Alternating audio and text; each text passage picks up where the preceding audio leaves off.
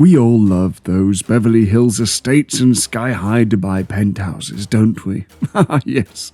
But when it comes to truly extraordinary royal digs, we need to set our sights on a location a little more unexpected. This is the Drottningholm Palace in Sweden, a 17th century estate complete with sprawling gardens, which also happens to serve as the official residence of the Swedish royal family.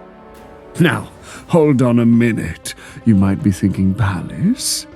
Isn't that kind of standard for royalty? Drottningholm isn't your typical stuffy old European palace. Sure, it's grand and historic, but it also boasts some seriously quirky features. In other words, it's a place that raises a fascinating question. Is this the most unique royal residence on Earth? You told us in the past that you crave a peek into the less ordinary and perhaps even a little contradictory side of luxury living. And Drottningholm delivers on both counts. So, we thought, why not explore it together? Welcome to Old Money Lives, where we explore the lives and homes of those beyond our normal reach. Location. First things first, location. Drottningholm isn't perched on a lonely hill, and neither does it reside in the middle of nowhere. Nope, this palace sits on its very own island, Lovön, in the middle of Lake Mälaren, mere kilometers west of Stockholm, Sweden's bustling capital city. A quick boat across the pretty lake and you're there. As for Lovön itself, it's a historic island, with Vikings chilling there centuries ago. Forests and meadows surround the place, making it super tranquil.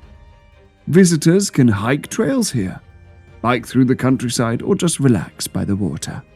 The island certainly adds a touch of the unconventional to the whole royal residence vibe, but this is just the beginning. A palace reborn from the ashes. Literally. Here's where things get interesting. Drottningholm's story starts with a fire. And no, not metaphorically, an actual fire. You see, way back in the 1300s, at the exact location where the palace is situated, there used to be a manor house. It wasn't exactly a royal hangout, but over time, different noble families owned it, with the Bond family in the 15th century beefing things up by adding a tower and some moats. In 1569, King Johann III bought the estate for his wife, Queen Dowager Margaret Leonhufvud. She wasn't too keen on fancy frills, but since she loved gardening, under her watch new buildings like a granary and a dovecot popped up, making the place more practical. Even King Charles IX, her son, saw it as a perfect spot for chilling out and built a smaller pleasure house there. Unfortunately, though, a fire in 1661 wiped out the existing buildings. But hey, sometimes a little disaster paves the way for something amazing, right? That's exactly what happened with Drottningholm. Queen Dowager Hedvig Eleonora, wife of King Carl X Gustav, owned the mansion at the time, and instead of rebuilding something similar, she decided to go big. She commissioned the architect Nicodemus Tessin the Elder, a man known for his grand designs inspired by French palaces like Versailles. The result? The current Drottningholm, a magnificent example of 17th century Baroque architecture, complete with a central pavilion, symmetrical wings, and a sprawling manicured garden. A palace frozen in time, except when it's not. Unlike many royal residences that have undergone constant renovations, Drottningholm has been remarkably well preserved, at least from the time it was burnt. Walk through Queen Hedvig Eleonora's bedroom and see how royalty lived in the 1600s, with fancy drapes and big portraits. Oh!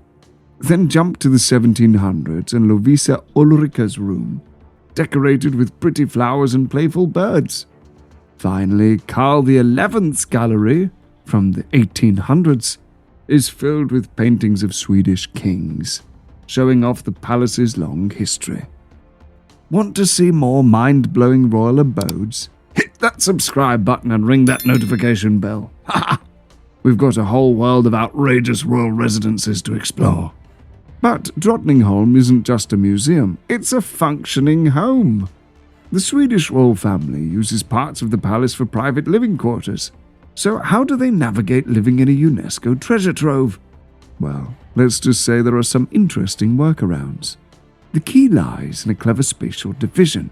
The public gets access to a significant portion of the palace, including the aforementioned state apartments, the grand staircase, a masterpiece of Baroque design in itself, and the banqueting hall, a vast space that once hosted lavish royal feasts.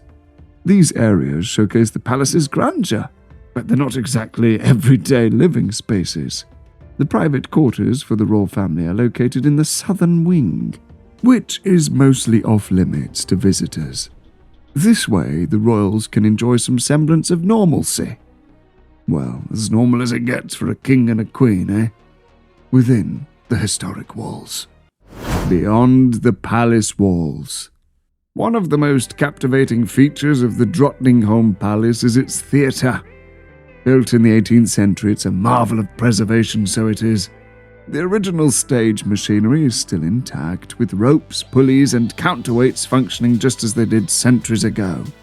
The theatre even boasts hand-painted backdrops from the 1700s, depicting idyllic landscapes and grand mythological scenes. Here's the kicker. During the summer months, the theatre comes alive with performances, offering visitors a chance to experience opera and drama in an authentic 18th century setting. Then there's the Chinese Pavilion. This whimsical structure, built in the late 18th century by King Gustav III, takes inspiration from Chinese architecture and gardens. This little palace looks completely different from the main building, inspired by Chinese design with gardens and all. Back then, European royalty loved all things Eastern, and this pavilion is a perfect example. Visitors can explore rooms filled with beautiful furniture, silk paintings of Chinese life, and colourful walls. So, is Drottningholm the most unique royal residence in the world? That's for you to decide. But with its island setting, historical charm, and practicality that might just leave you wanting your very own slice of Swedish royal real estate, minus the public scrutiny, of course, it certainly pushes the boundaries of what a royal residence can be.